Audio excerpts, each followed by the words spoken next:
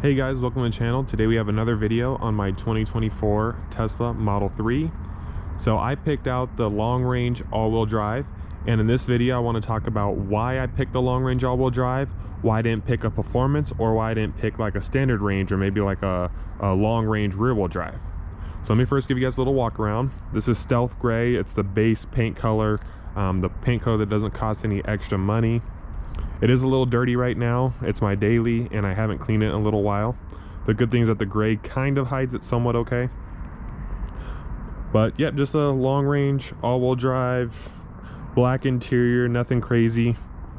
Basically the most affordable long range all-wheel drive you can get. I didn't add any additional features, no self-driving, no white interior, none of that stuff. All right, so for reason number one is going to be the price and the lease payment. So this I'm leasing for 24 months, which is 2 years, and the lease payment on the Model 3 Performance was way more expensive than it was on this one. So the Model 3 Performance was right under $1,000 a month. That's what the minimum due at signing, which on that's actually a little bit more than this one. It's about like $2,300 due at signing, I believe. And that was back when I got this. Now times have changed now, and the lease payment is a lot better on the Model 3 Performance. There's a lot more deals to be had now. But back when I got this 3 months ago, there wasn't really any deals to be had. There was no referral codes, there were no inventory discounts, at least not that I was aware of.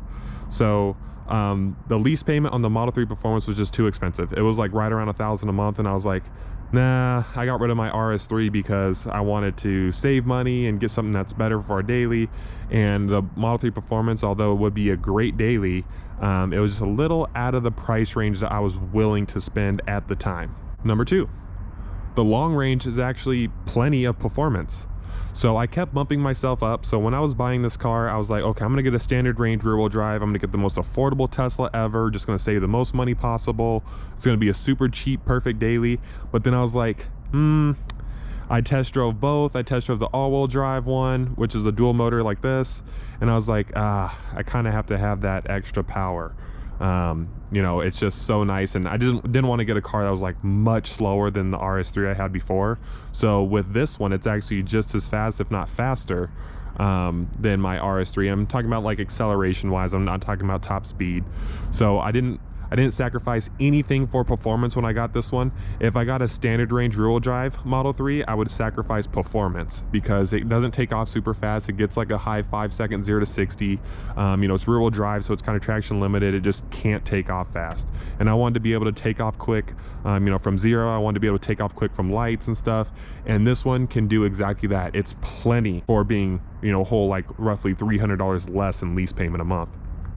Just so you guys know the numbers on this car, I'll have a dedicated draggy video so you guys can see everything, but basically it gets a 4.0 0 to 60 in almost 11 seconds. It's 12.0 second quarter mile time.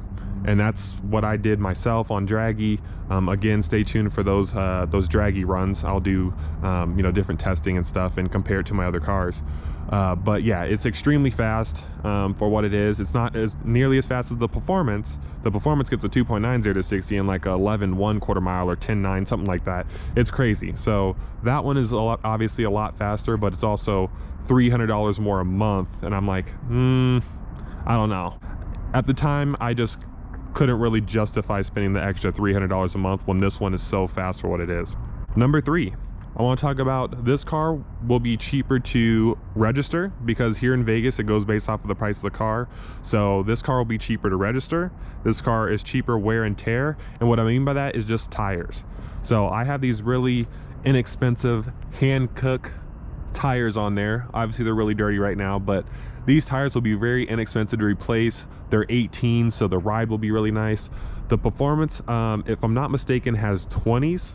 Obviously with 20-inch wheels, they're going to be a lot more expensive to replace, and this is a lease. It's only 2 years, so you're probably thinking, oh, you probably won't have to replace the tires anyway.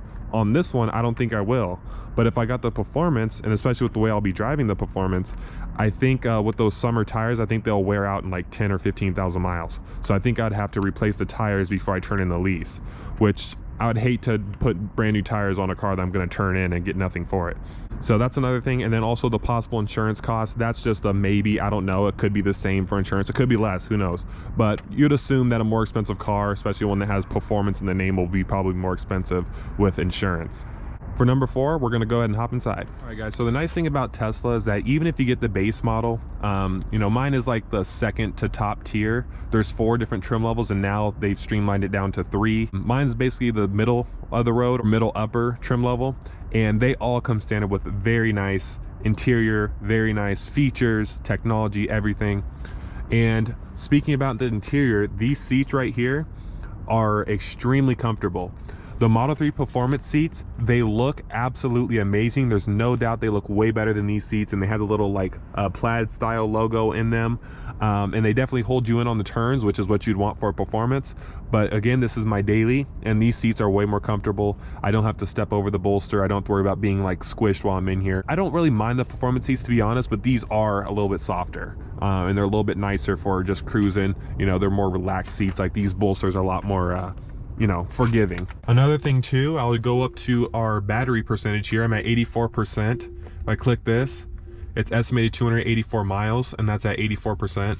So, and I drive this car pretty aggressively. Like, I'll fully admit I do drive it pretty fast just because it's so addicting and so fun to drive it fast. Another benefit is, since I do have the long range all-wheel drive, I have more range. So the Model 3 Performance, it's rated at 300 miles of range. If you charge it up to 80, 85, you're looking at like 250, 260 miles of range. This one here, even if I charge up to 80, I can still see 300 miles of range. You know, and the range is not that important, to be completely honest with you guys, but that is a benefit of the long range all-wheel drive. But for me personally, the range is not that important, because I realized real quick, because this is my first time getting an electric car, so I didn't know what to expect. I figured I'd get the one with a lot of range just to be on the safe side. But after driving it and living with the electric car, the range, honestly, the 300 miles that the Performance has is plenty enough, and this one has even more. It has 341 quoted miles of range at full charge. So it's plenty enough. Even 250, it's plenty enough for what I use it for. I just go to work and back, do errands, go around town.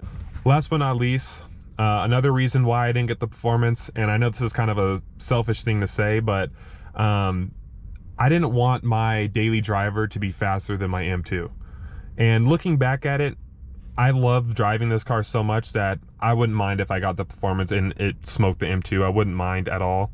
But I didn't want my daily to be faster than my M2, because my M2 is my fun car, right? That's my weekend car. And I understand the weekend car doesn't have to be faster than the daily, but it's kind of backwards when you have the daily that's way faster than the weekend car. But I guess in the case of a Tesla, it kind of makes sense. There's a lot of people that daily drive plaids and they have like a Lamborghini or a Porsche or something. The plaid will smoke it all day, but obviously it provides a much different driving experience, much different, you know, feel while driving it. So looking back, Performance, it probably wouldn't be an issue. But at the time when I bought this, I was thinking to myself, I don't want the daily to be faster than my weekend car. If I were to do it over, would I have gotten the Performance? That's hard to say. With how much I liked it, honestly, I probably would have got the Performance, even though it was super expensive. It was like basically right under $1,000 a month, and that's using the lease rates at the time when I bought this one, and that's using my sales taxes and all that stuff. Because obviously if you live in a state with less sales tax, your lease payment will be less. But yeah, it was around $1,000 a month. This is like a whole, like roughly $300 or so cheaper per month on the lease payment. So and stay tuned for that video. I don't know if that's going to come out before or after this one, but I'm also going to make a video going over my lease breakdown and how much I put down and all that other stuff. I think the long range all-wheel drive is an excellent choice. It's kind of like the sweet spot. It's still really fast. It has the electric kick, the electric get up and go, but you're not breaking the bank getting the Model 3 Performance, and you're not getting that like really insane acceleration. And they literally call it insane. They literally call the drive mode insane. So you'd have an additional one right here called insane. Maybe once this lease is up, maybe they'll do a little update on the Model 3 Performance, or maybe they'll make it have more power or something in the future, and maybe I'll turn this lease in and lease a Model 3 Performance at the time. But we'll see. We'll see if there's a nice car out at the time that I really like. I mean, I'm definitely open to go back to gas for my daily driver as well, but electric has been treating me very, very well, and I do really like it. But if you enjoyed this video, give it a like and subscribe. Share your thoughts in the comments below. Which model would you pick and why? And I will see you in the next one.